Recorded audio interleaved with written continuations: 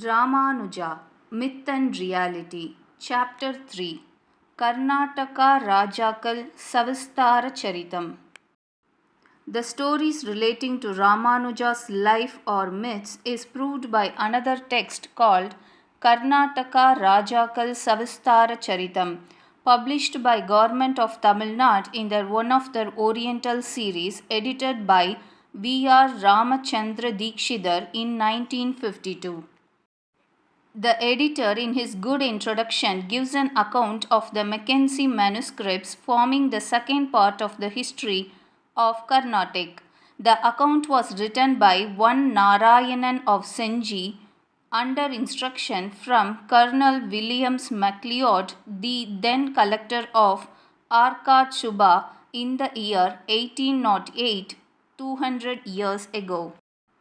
According to Dikshidhar, the preliminary portion contains details about the origin of Vaishnavism, Saivism, and other religions, the services done by the prominent Arvars, the part played by Ramanuja in propagating his religion, his activities in the north, his successful intervention with the Padshah of Delhi Sultan.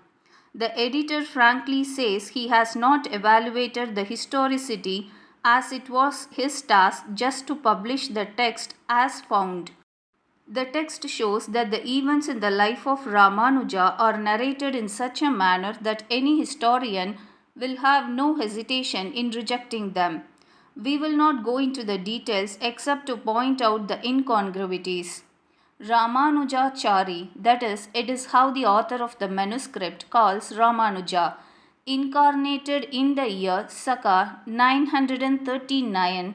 There is an error in reading the manuscript here. The number 9, which corresponds to 1017, is read as 6 for uplifting the Vaishnava religion. Later, one Tribhuvana Chakravarti Sundara Pandya, who conquered many chieftains, came to the throne. After him came his son Veera Pandya. During his reign, Ramanuja learnt from Periyanambi of Sri Rangam, propagated what he learnt to all people, showed his power, and so many became his disciples. Ramanuja learnt the meaning of all the Divya Prabandham songs sung by the Arvars in Tamil and also the text of Veda Vyasa on Sanskrit. Ramanujacharya wrote his own Bhashya of Ubhaya Veda. He took his disciples to all the Vishnu temples except in Malayalam country and got temples built through kings in 108 Tirupatis. He gave in the hands of all Vishnu images Shankha and Chakra and applied white Vibhuti, Vellai Neeru, on the face of all the Perumals and applied Sri Churna in the middle and applied the same on the body. Also, he converted all the temples into Sri Vaishnava system. Then he established 4 Pitas and the 74 Simhasanadipatis and initiated his disciples into Pancha Samskara. They taught the kings and people what was taught by him. Ramanujacharya then went to Sri Rangam. He performed miracles there and cured the daughter of the king afflicted by Brahma Rakshasas. Ramanuja is said to have performed black magic and cured the disease. Thus, he established Sri Vaishnava system in Deccan, Takkana Chirmai.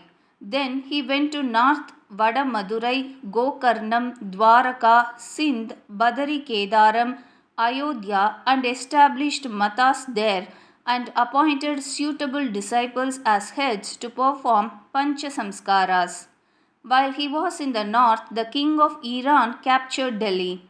His name was Sultan Abdullah Khan Hussain. He sent his army towards Deccan and plundered some countries and accepted tributes from others. His army came to Srirangapattinam in the western Sirmai, plundered its region and carried away the royal image from Melkotai and returned to Delhi. Ramanujacharya marched to Delhi with his army of his sannyasins and stayed there for 1 month with his army of 12,000 sannyasis and demanded the return of the image. The king of Delhi refused, but his wazirs told him that these people were worshippers of the idols and would do anything to get it back for worship, and this would result in heavy bloodshed. So the Sultan agreed, but the image was with his daughter, who had embraced it as her own consort. She told the Sultan that if it was taken away by force, she would commit suicide with the image. So the Padshah invited Ramanujacharya to establish a matrimonial alliance, that is Sambandham, and he agreed. The daughter of the Sultan was sent with Ramanuja to Melkote with a diamond crown and precious jewels and money. Then Ramanujacharya returned to Sri Rangam. In the year Saka 4032, and a certain Chola Raja named Krimikanta Choran was ruling the Karnataka. During his period, Chidambaram, that is Tillai, had Chitrakutam, where Trimurti and other gods had danced. Kuttadina Idam. The lord of dance who danced was Mahavishnu with other gods. Shiva also danced with them. Vishnu was also called Tandava.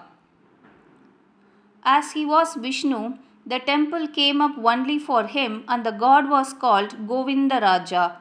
That Krimikanta Chora uprooted that god as he was an anti-Vaishnavite and threw it as a stepping stone in the Chitrakutam. There lived a dancing woman named Tillai. As she was a great devotee of Govindaraja Perumal, she could not bear this insult to her god. But she was a mistress of the king Krimikanta Choran.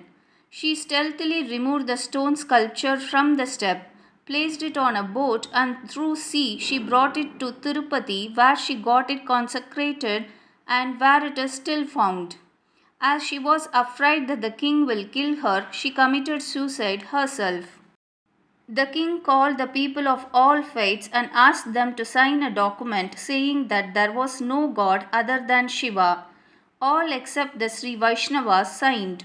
The Sri Vaishnavas told the king that their Swami would sign on their behalf was in Sri Rangam, who alone can sign on our behalf.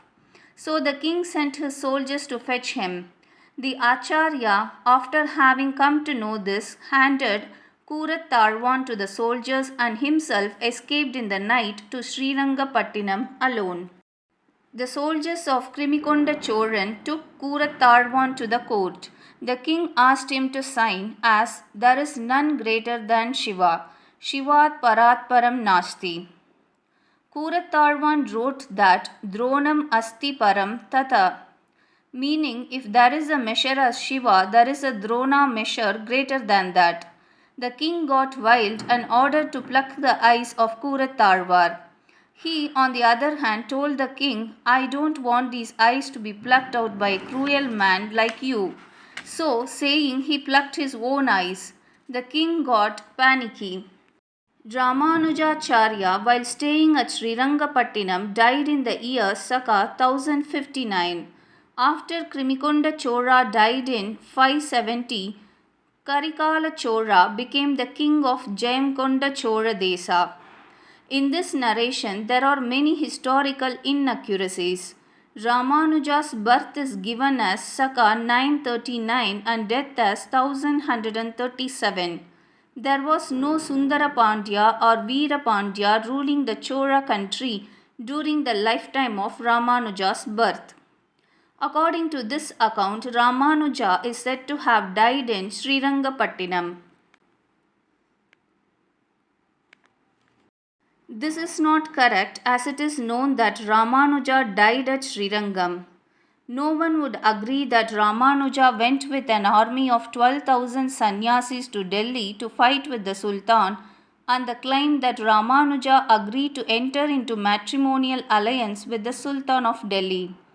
The historians are aware of how the Delhi Sultans treated Hindu idols and temples. They destroyed them ruthlessly and built mosques right over them, declaring that there is no God other than Allah and Muhammad is the Prophet.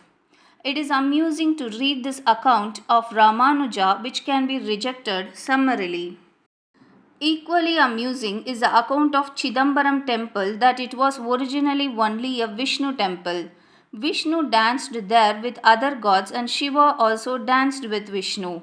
Further, this account introduces a new myth in Ramanuja's story that a woman dancer carried the Govindaraja icon through the sea to Tirupati, and she got it consecrated there. Other accounts credit this work to Ramanuja. It is evident that the author Narayanan, who compiled this account at the instance of then district collector, has mixed up several hearsay accounts and woven a complicated myth around Ramanuja's life. Evidently, there is urgent need to examine afresh all the original manuscripts connected with the life of Ramanuja for their date, authenticity, and later interpolation. So long as it is not attempted, claims and counterclaims will continue. But it is clear these stories cannot be given any credence in any historical writing.